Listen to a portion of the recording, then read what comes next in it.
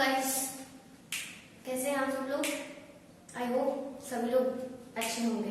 ठीक है, तो आज का जो हमारा टॉपिक है वो है एक्सक्रेशन। तो क्या होता है एक्सक्रेशन? देखिए, होता क्या है कि अभी हम लोगों ने पिछली वीडियो में क्या क्या पढ़ा। डाइजेशन हम लोग पढ़ चुके हैं, रेस्पिरेशन हम लोगों ने पढ़ लिया, ठीक है, और हम लोगों ने हमारा जो वेस्कुलर सिस्टम था वो भी पढ़ लिया था। ठीक है, इसमें से ब्लड वेस्कुलर सिस्टम और लिम्फ वेस्कुलर सिस्टम, दो टाइप के वेस्कुलर सिस्टम आपको ह्यूमन बॉडी में सर्कुलेशन की फॉर्म सर्कुलेशन में मिलते हैं। ठीक है, जो ब्लड होता है उसके बारे में बहुत अच्छे से आप लोग पढ़ चुके हैं। लिम्फ क्या होता है?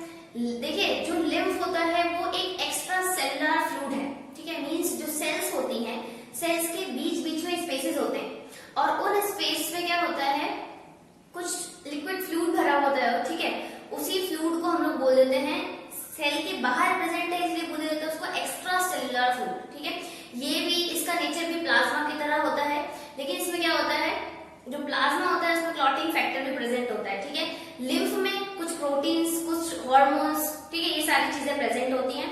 और दूसरी बात ये कि जिस तरीके से ब्लड का फ्लो होता है ब्लड वेसल्स में, उसी तरीके से जो लिम्फ होता है उसका भी फ्लो लिम्फ वेसल्स में होता है। लेकिन फर्क बस इतना है कि जो ब्लड का जो फ्लो होने का जो डायरेक्शन है उसके बिल्कुल ही अपोजिट लिम्फ के फ्लो का डायरेक्शन होता है। तो लिम्फ वेसल्स होती हैं, ठीक है, कुछ स्मॉल लिम्फ वेसल्स होती हैं, वो जाकर के लार्ज लिम्फ वेसल्स में मिल जाती हैं। और ये सारी लार्ज लिम्फ वेसल्स जो होती है वो एक जगह पर इकट्ठी होती है, जिनको हम लोग बोलते हैं नोड। और उस नोड पे क्या होता है कि कुछ जो फॉरेन पार्टिकल्स होते हैं उसको लिम्फ के थ्रू, जो हमारी बॉडी के लिए हार्मफुल है, हमारी बॉडी में एंटर करते हैं, लेकिन हमारी बॉडी में उनको सर्वाइव करना हमारे लिए हार्मफुल होगा, तो क्या होता है कि उनको लिम्फ के थ्रू उस नोड पे ला करके उसको डेड कर दिया जाता है। ठीक है, तो जो नोड है, याद रखेंगे, जो लिम्फ वेसल्स का जो कनेक्शन होता है एक प्लेस पे उसको बोलते हैं नोड। और यहाँ पर ही जो फॉरेन पार्टिकल जो हमारी बॉडी के लिए हार्मफुल होते हैं उसको ला करके डायरेक्ट यहाँ पर किल कर दिया जाता है। तो इस तरीके से लिम्फ से भी कुछ वाटर और कुछ मिनरल्स है उनका बॉडी में ट्रांसपोर्ट किया जाता है। ठीक है, मेन जो ट्रांसपोर्टेशन होता है वो हमारा ब्लड वेस्कुलर सिस्टम के थ्रू ही होता है। ठीक है, तो इतना आप लोग वेस्कुलर सिस्टम में ट्रांसपोर्टेशन सिस्टम में पढ़ चुके थे। ठीक है, तो आज हम लोगों का जो टॉपिक है वो है एक्सक्रेशन। तो एक्सक्रेशन क्या है? देखो, होता क्या है कि हमारी बॉडी ने डाइजेशन किया।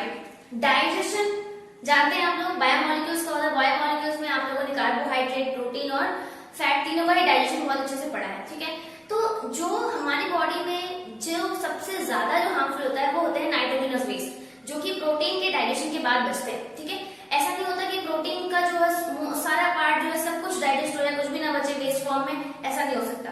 तो होता क्या है कि प्रोटीन का डाइजेशन अमीनो एसिड में होता है, और जब अमीनो एसिड को भी छोटे और फॉर्म्स में तोड़ा जाता है तो उससे कुछ ना कुछ जो है वेस्ट मटेरियल जरूर रिलीज होता है, जिनको हम लोग बोलते हैं नाइट्रोजनस वेस्ट। ठीक है, तो वो नाइट्रोजनस वेस्ट है uric acid, ammonia and urea, उसको हमारी बॉडी से बाहर करना ही पड़ेगा, क्योंकि ये हमारी बॉडी के लिए बहुत टॉक्सिक होते हैं।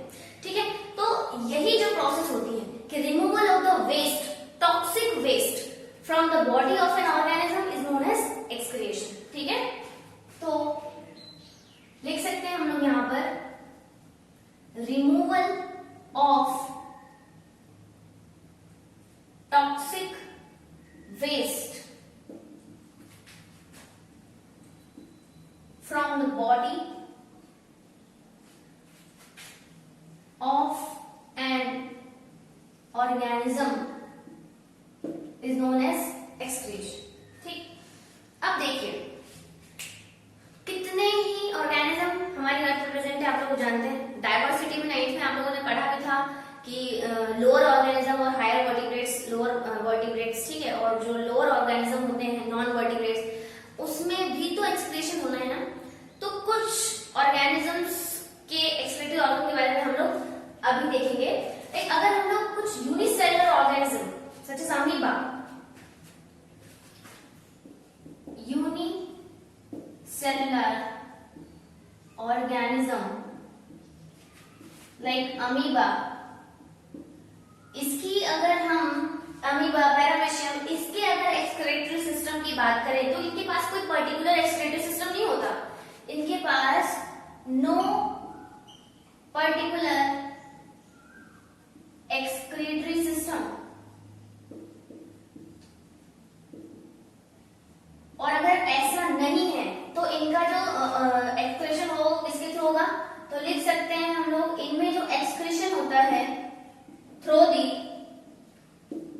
बॉडी सरफेस होता है।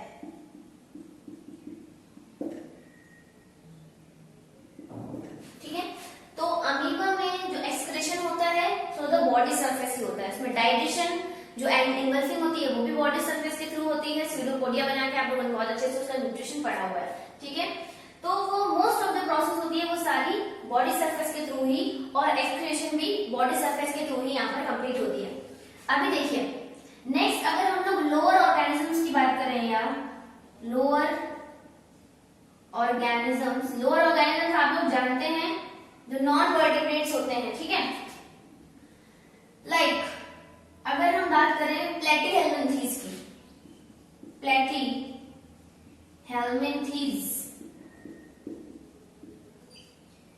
प्लेटीहेल्मिन्थीज के बारे में डायवर्सिटी में पढ़ा है आप लोगों ने। फ्लैट ऑर्गेनिज्म होते हैं लाइक टीनिया सोलियम। ठीक है, प्लेटीहेल्मिन्थीज टीनिया सोलियम का एग्जांपल बताया है मैंने प्लेटीहेल्मिन्थीज का। तो इसमें जो आपकी जो एक्सक्रेटरी सिस्टम यहाँ जो प्रेजेंट होता है, सॉरी जो एक्सक्रेटरी ऑर्गन यहाँ जो प्रेजेंट होता है वो आपका होता है क्या, फ्लेम सेल्स।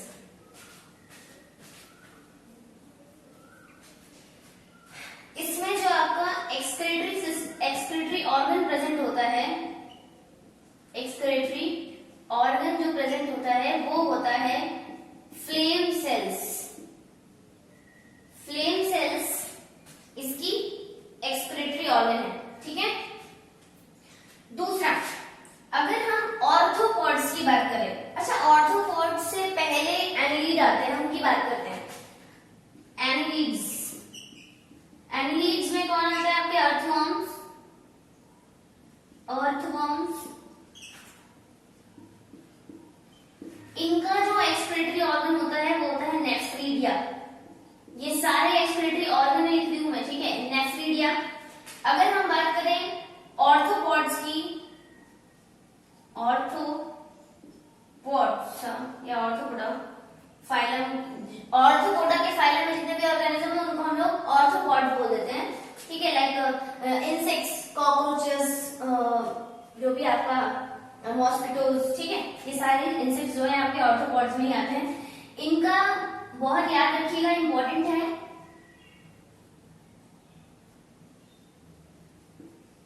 मैलपिगियन ट्यूब्यूल्स,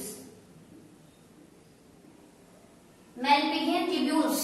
ठीक है, ये इनके एक्सक्रेटरी ऑर्गन है, प्लेटीहेल्मिन्थीज के, फ्लेम सेल्स, एनिलीड्स के, नेफ्रीडिया, ऑर्थोपॉड्स के, मैलपिगियन ट्यूब्यूल। ऑर्थोपॉड के आपका रेस्पिरेशन जो रेस्पिरेटरी ऑर्गन होता है वो भी आप बहुत अच्छे से याद रखेंगे, जो क्या होता है आपका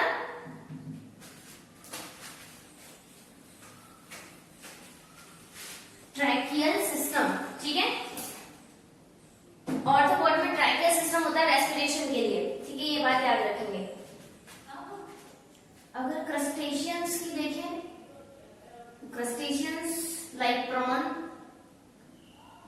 होते हैं। प्रॉन में जो आपका एक्सक्रेटरी ऑर्गन होते हैं वो होती है ग्रीन ग्लैंड्स, इनको एंटीनरी ग्लैंड्स भी बोलते हैं, लेकिन मोस्ट कॉमनली ग्रीन ग्लैंड बोलते हैं इनको। ठीक है, ओके, तो इतना।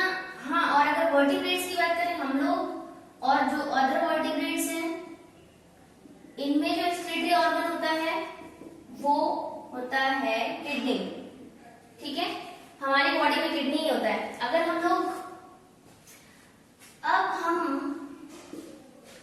ह्यूमन एक्सक्रेटरी सिस्टम या ह्यूमन एक्सक्रेटरी सिस्टम की बात करें, देखो इतना तो पता है कि जो हमारी बॉडी है, ह्यूमन बॉडी जो है, उसमें हर एक फंक्शन के लिए एक प्रॉपर सिस्टम है। डाइजेशन के लिए डाइजेस्टिव सिस्टम, रेस्पिरेशन के लिए रेस्पिरेटरी सिस्टम, ट्रांसपोर्टेशन के लिए ट्रांसपोर्ट सिस्टम, और एक्सक्रेशन के लिए एक्सक्रेटरी सिस्टम प्रेजेंट होता है। ठीक है, तो अगर हमें मोस्ट कॉम्प्लेक्स अगर सिस्टम पढ़ना है तो इसलिए हम लोग क्या करते हैं, ह्यूमंस को पढ़ लेते हैं, तो हमें एक्सक्रेटरी सिस्टम के बारे में पता चल जाएगा। ठीक है, तो हम लोग ह्यूमन एक्सक्रेटरी सिस्टम जो कि आपको पढ़ना है उसके बारे में अगर देखें तो ह्यूमन एक्सक्रेटरी सिस्टम में मेन जो आपका ऑर्गन होता है वो तो आप लोग जानते हैं, किडनी।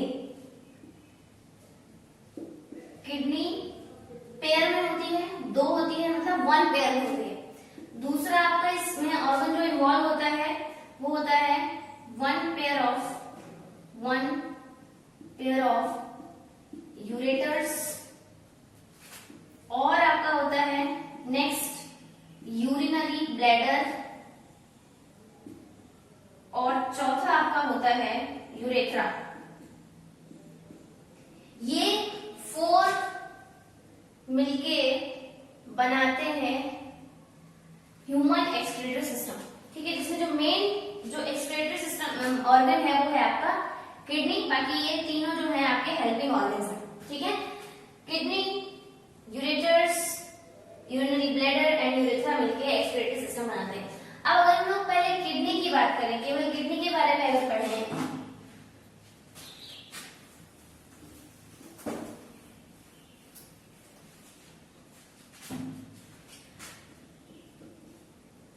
अगर हम लोग किडनी की बात करें, किडनी में क्या, देखो यही हमारा एक्सक्रीटरी ऑर्गन है, ठीक है, पेयर में होता है, प्रेजेंट है, हमें पता है।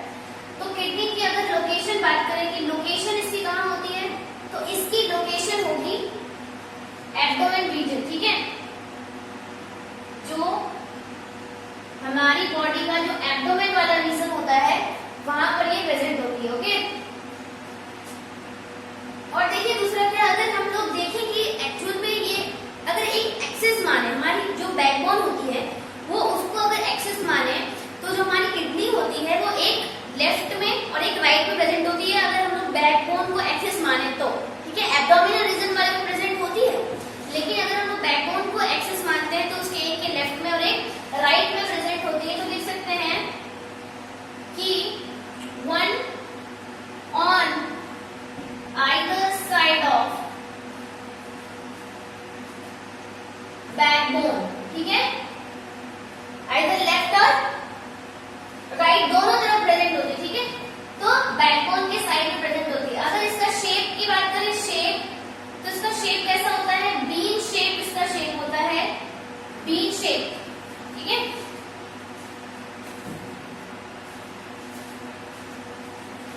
इसका शेप कैसा होता है, बीन शेप होता है। दूसरी बात देखिए, पेयर में प्रेजेंट होती है, ये तो आप लोगों को पहले से ही पता है, ये पेयर में प्रेजेंट होती है। इसका जो फंक्शनल यूनिट होती है, इसकी जो फंक्शनल यूनिट होती है वो होती है नेफ्रॉन। क्या होती है, नेफ्रॉन इसकी फंक्शनल यूनिट है, ठीक है। अब देखिए अगर हम किडनी का स्ट्रक्चर बनाएं थोड़ा सा, वैसे तो अभी पूरा किडनी का स्ट्रक्चर बनाएंगे, अगर एक किडनी का स्ट्रक्चर बनाए तो कुछ इस तरीके से होती है किडनी, ठीक है। ये देखिए यहाँ क्या होता है, ये देखिए ये है आपका यूरेटर, ठीक है, और दूसरी वाली जो उसमें भी यूरेटर प्रेजेंट है, तो पेयर में यूरेटर प्रेजेंट होते हैं। ये आपका रीनल कॉर्टेक्स वाला रीजन है, और ये अंदर वाला आपका जो पार्ट है वो मेड्यूला वाला रीजन है, मेड्यूला, ठीक है, और इनको बोलते हैं मेड्यूलरी पिरामिड, मेड्यूलरी पिरामिड, ठीक है। ये वाला जो रीजन होता है ये पेल्विस रीजन है, इसका मिडिल वाला जो रीजन है ये पेल्विस रीजन है, इसका पेल्विस रीजन, ठीक है। तो ये आपका किडनी का पार्ट होता है, ये किडनी है एक, ठीक है। अगर हम एक पर्टिकुलर नेफ्रॉन को लेते हैं तो आप नेफ्रॉन में आप दो स्ट्रक्चर पढ़ेंगे, एक पढ़ेंगे रीनल कार्पसेल्स और एक पढ़ेंगे रीनल टिब्यूल, ठीक है। तो जो रीनल कार्पसेल्स है उसमें आप कौन किस किस को पढ़ेंगे, ग्लोमेरुलस, और एक पढ़ेंगे बोमैंस कैप्सूल, बोमैंस कैप्सूल यहाँ पढ़ेंगे। रीनल टिब्यूल में आप हैनलेज लूप को पढ़ेंगे, ठीक है, हैनलेज लूप आप रीनल टिब्यूल में पढ़ेंगे। तो इतनी बात अभी किडनी के बारे में, ठीक है। अब देखिए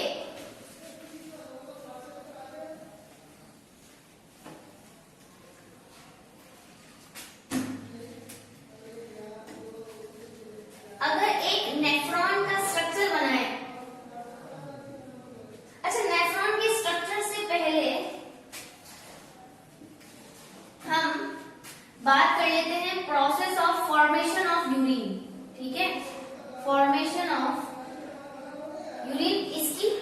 बात कर लेते हैं। तो इसके लिए 3 स्टेप है। पहली स्टेप है आपकी अल्ट्रा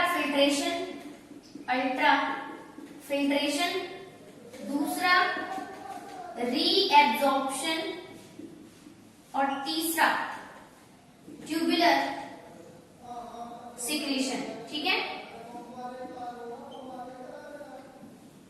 देखिए जो अल्ट्रा फिल्ट्रेशन प्रोसेस होती है, अल्ट्रा फिल्ट्रेशन में क्या होता है, अभी हमने देखा, मैंने अभी पार्ट बताया था ग्लोमेरुलस। ठीक है, तो मैं आपको बता रही हूँ अभी ग्लोमेरुलस के बारे में, वुमेन्स कैप्सूल के बारे में, दोनों के बारे में मैं बताऊंगी। ठीक है, देखिए होता क्या है कि जो ग्लोमेरुलस कैप्सूल होता है, जो ग्लोमेरुलस होता है, वो सिर्फ एक कैपिलरीज, कुछ जो ब्लड कैपिलरीज होती है उनका नेटवर्क होता है। ठीक है, थोड़ा सा स्ट्रक्चर अभी हाफ स्ट्रक्चर बनाऊंगी मैं केवल समझाने के लिए। जैसे ये है, ठीक है, ये कुछ नेटवर्क है ब्लड कैपिलरी का और इन्हीं को बोलेंगे ग्लोमेरुलस। ठीक है, और ये ग्लोमेरुलस जो है वो होते हैं बोमेन्स कैप्सूल के ऊपर। ठीक है, तो ये आपका हो गया बोमेन्स कैप्सूल और ये आपके हो गई ग्लोमेरुलस। ठीक है, ग्लोमेरुलस और ये बोमेन्स कैप्सूल। तो यहाँ पर क्या होता है कि एक ये ब्लड कैपिलरीज का नेटवर्क है और यहाँ पर कुछ ब्लड जो है वो नाइट्रोजनस बेस के साथ कुछ कैपिलरीज लेके आती हैं, लेके कौन आएगा, वेन्स लेके आएंगे। ठीक है, तो वेन्स जो है ब्लड को लेके आते हैं जिसमें नाइट्रोजनस बेस प्रेजेंट है और यहाँ पर प्रेशर जनरेट होता है और उस प्रेशर की वजह से जो इम्प्योरिटी है, जो नाइट्रोजनस बेस है, वो नीचे आ जाता है। कहाँ पे, वुमेन्स कैप्सूल में। ठीक है, अब जो ब्लड था वो प्योर होकर के ही बाहर की तरफ निकल जाता है। बाहर कहाँ निकला है, बॉडी में जाने के लिए आर्टरीज में चला गया। ठीक है, अब देखिए अभी स्ट्रक्चर बनाएंगे।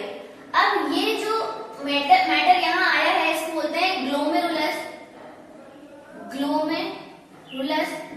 फिल्ट्रेट। ठीक है, इस ग्लोमेरुलस, ये जो ग्लोमेरुलस फिल्ट्रेट है ये प्रॉपर प्लाज्मा के सिमिलर है, प्लाज्मा के सिमिलर है एक्सेप्ट प्रोटीन्स। कुछ कोलॉइडल प्रोटीन्स होती हैं जो कि प्लाज्मा में होती हैं लेकिन ग्लोमेरुलस फिल्ट्रेट में नहीं होती। ठीक है, तो इतना सा ही डिफरेंस है ग्लोमेरुलस फिल्ट्रेट में और प्लाज्मा में। ठीक है, अब देखिए होता क्या है, ये जो मैटर यहाँ आया है ग्लोमेरुलस फिल्ट्रेट में प्रॉपर नाइट्रोजनस बेस तो होता ही होता है, लेकिन उसके साथ क्या होता है, कुछ ग्लूकोज के अमाउंट और वाटर के अमाउंट इसमें आ जाती है। ठीक है, बहुत ज्यादा वाटर के अमाउंट आ जाने से और वो अगर एब्जॉर्ब नहीं किया गया तो हमारी बॉडी से जो है वो वाटर रिलीज होता जाएगा और हम लोग डिहाइड्रेट हो जाएंगे। तो इस वजह से यहाँ क्या होता है कि वाटर और ग्लूकोज भी इसके साथ आ जाता है। ठीक है, लेकिन अब इसको हम लोग बाहर नहीं भेज सकते, इनको हमें रीअब्जॉर्ब करना होगा। तो रीअब्जॉर्प्शन की प्रोसेस जो है वो हैंडलेज लूप के थ्रू परफॉर्म होती है। जो हैंडले लूप होता है वो क्या करता है, इनको रीअब्जॉर्ब कर लेता है। कैसे रीअब्जॉर्ब कर लेगा, जो इस यहां से इसकी जो वॉल होगी वो परमीबल होगी और बाहर की तरफ वाटर ग्लूकोज को रिलीज कर दिया जाएगा और उसके बाद जो हमारी जो ब्लड कैपिलरी होगी, जो बॉडी में जा रही होगी, वो क्या करेगी, उसको रीअब्जॉर्ब कर लेगी। ठीक है, अब स्ट्रक्चर बनाएंगे। जो ट्यूबुलर सेक्रेशन होता है, ट्यूबुलर सेक्रेशन क्या होता है, देखिए जो भी अभी क्या किया हमने, रीअब्जॉर्प्शन कर लिया। जो बॉडी में जो वाटर और ग्लूकोज जो वेस्ट मटेरियल में जा रहा था उसको क्या कर लिया, रीअब्जॉर्ब कर लिया। अब जो बचा हुआ मैटर है वो प्रॉपर क्या है, वेस्ट है, उसको बॉडी से एक्सक्रीट आउट करना है। तो उसके लिए क्या होता है, ये जो मैटर यहाँ जो हैंडल वो कलेक्टिंग डक्ट है और उस कलेक्टिंग डक्ट के थ्रू फिर उसको यूरेटर में ट्रांसफर कर दिया जाता है और उससे बाहर की तरफ यूरेथ्रा से बॉडी से बाहर निकल जाता है। तो उसका क्या हुआ, ट्यूबुल्स के थ्रू उसका जो सेक्रेशन हुआ है यूरिन का, उसी को बोलते हैं ट्यूबुलर सेक्रेशन। ठीक है, इसमें इन्वॉल्व होती है कलेक्टिंग डक्ट इसमें इन्वॉल्व होती है। ठीक है, अब जो हमने प्रोसेस पढ़ी है उसको अगर हम लोग थोड़ा स्ट्रक्चर से देखें, ठीक है, तो उसको वो और इजी हो जाएगा। तो जरा हम लोग थोड़ा सा स्ट्रक्चर बनाते हैं, थोड़ा सा क्या पूरा ही बनाते हैं।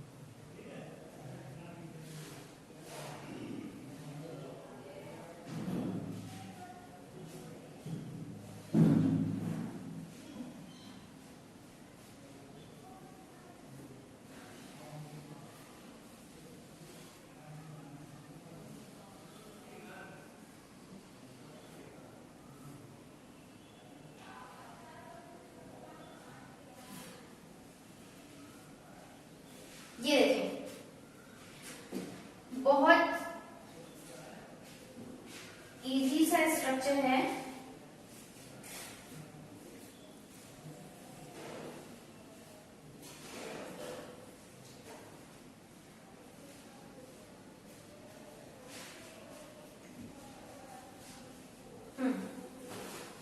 ये स्ट्रक्चर है नेफ्रॉन का।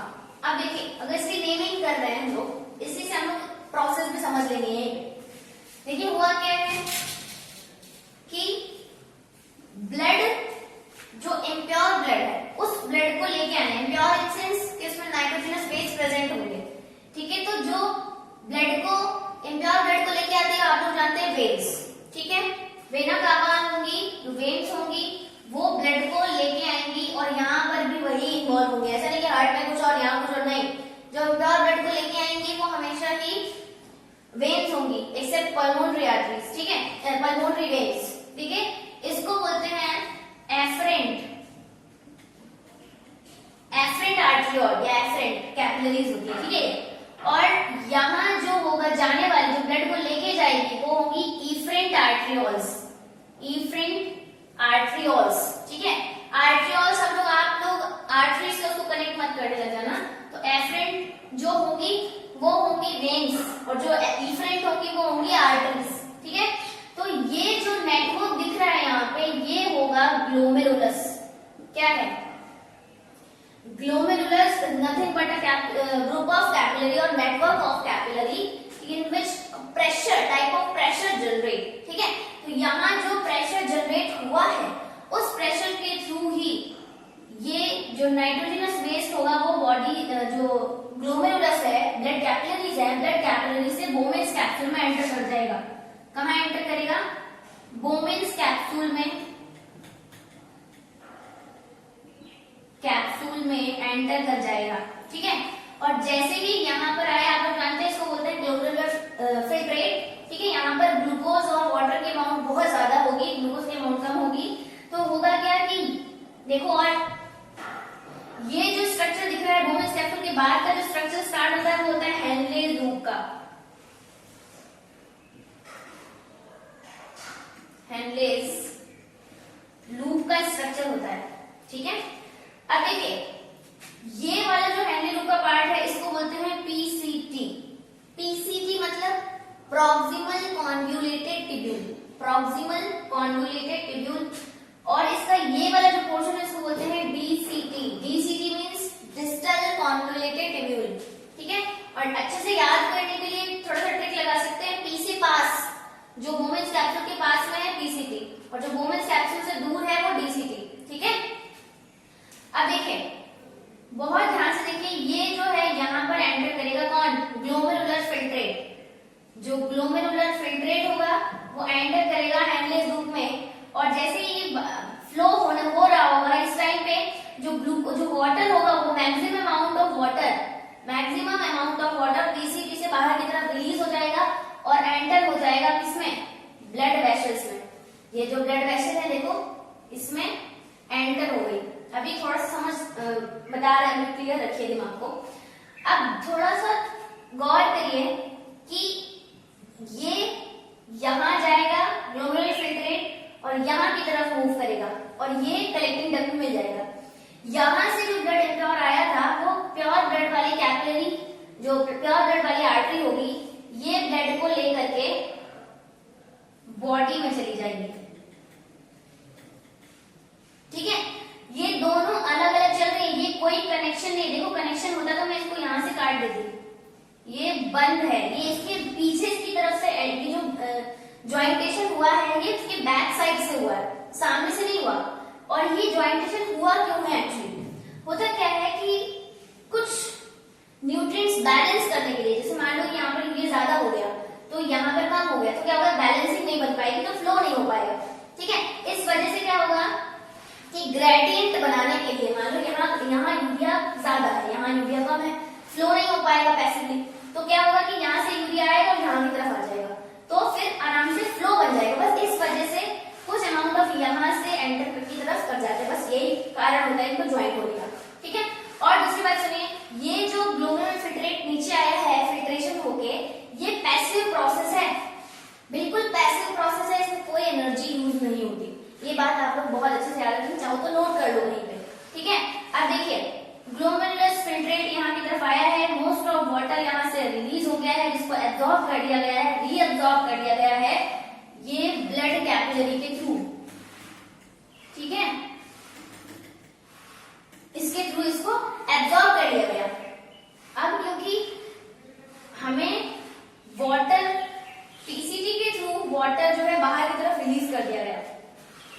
एक दूसरी इंपॉर्टेंट बात देखो, सब इंपॉर्टेंट है यहाँ कि ये जो हैंडली लूप है देखो, एक नीचे की तरफ जा रहा है, एक पार्ट ऊपर की तरफ जा रहा है ना, तो ये वाला जो पार्ट जो डिसेंडिंग में है उसको बोलते हैं डिसेंडिंग हैंडली लूप, और जो ऊपर की साइड जा रहा है उसको बोलते हैं असेंडिंग हैंडली लूप।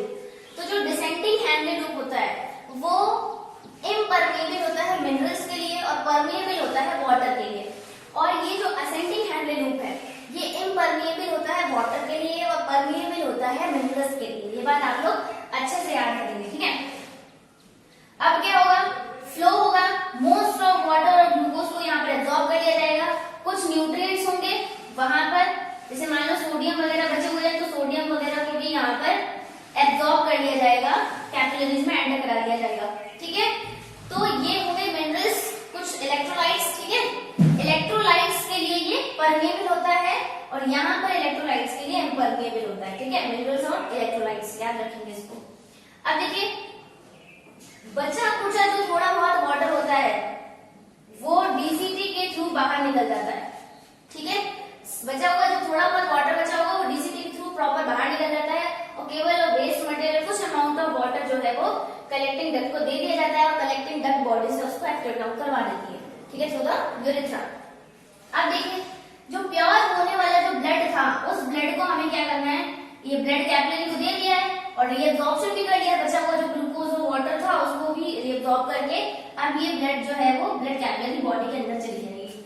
तो नेफ्रॉन में क्या हुआ, देखो ग्लोमेरुलस फिल्ट्रेशन हुआ और उस फिल्ट्रेशन से कुछ अमाउंट ऑफ वाटर जो बचा हुआ जो ज्यादा रीअब्जॉर्ब करने लायक था उसको रीअब्जॉर्ब करके तो ब्लड कैपिलरी थ्रू बॉडी में चली जाएगी और ये हैंडली लूप के थ्रू कलेक्टिंग डक्ट से बाइंड होकर के कलेक्टिंग डक्ट यूरेथ्रा से उसको बॉडी से बाहर निकालेगी, किसको, नाइट्रोजनस वेस्ट को, किसके थ्रू, ग्लोमेरुलस फिल्ट्रेट के थ्रू, ठीक है। ये प्रोसेस होगी आपकी पूरी यूरिन फॉर्मेशन की। स्ट्रक्चर भी समझ में आ गया है कौन कौन सा क्या है, ठीक है, और प्रोसेस भी आपकी फिनिश होगी, ठीक है। अब हम लोग क्या करेंगे कि इसके बाद आप इसका स्ट्रक्चर बना लीजिए, उसके बाद हम लोग किडनी का अच्छे से पूरा एक्सक्रीटरी सिस्टम का स्ट्रक्चर देखेंगे। अभी आप इतना बना लीजिए। देखिए ये कंप्लीट आपका किडनी पूरे आपका एक्सक्रीटरी सिस्टम का एक स्ट्रक्चर है। देखिए one pair of kidney present है, one pair of ureter present है, यूरिनरी ब्लैडर और यूरेथ्रा यहाँ पर प्रेजेंट है। देखो होता क्या है, जो आपका किडनी है, हम लोगों ने तो एक नेफ्रॉन का स्ट्रक्चर पढ़ा था, एक किडनी में कितने सारे नेफ्रॉन्स होंगे, है ना। तो ये देखो जो जहां से जो नेफ्रॉन्स जो ब्लड को लेके आती है, जो ग्लोमेरुलस प्रेजेंट होता है, वहां से जो ब्लड कैपिलरी आती है वो कहां से आती है, वेना कावा के थ्रू आती है, ठीक है। और जो जाती है ब्लड को, प्योर ब्लड को लेके होती है, वो आपकी होती है एओर्टा, ठीक है। देखो यहाँ पर दो प्रेजेंट है किडनी, ठीक है। देखो किडनी से यहाँ पर कनेक्टेड है आपके यूरेटर्स। यूरेटर्स क्या करते हैं, जो यूरिन होता है उसको यूरिनरी ब्लैडर में ट्रांसपोर्ट कर देते हैं, और जो यूरिनरी ब्लैडर होता है वो सिर्फ टेम्पोरेरी यूरिन को स्टोर रखता है, ठीक है। और यूरेथ्रा के थ्रू एट द प्लेस, ठीक है, और टाइम पे क्या होता है उसको बॉडी से आउट कर दिया जाता है। ये आपका एक्सक्रीटरी सिस्टम है, आप इसका स्ट्रक्चर बहुत अच्छे से बना लेंगे, ठीक है। अभी देखिए पहले आप स्ट्रक्चर बनाइए।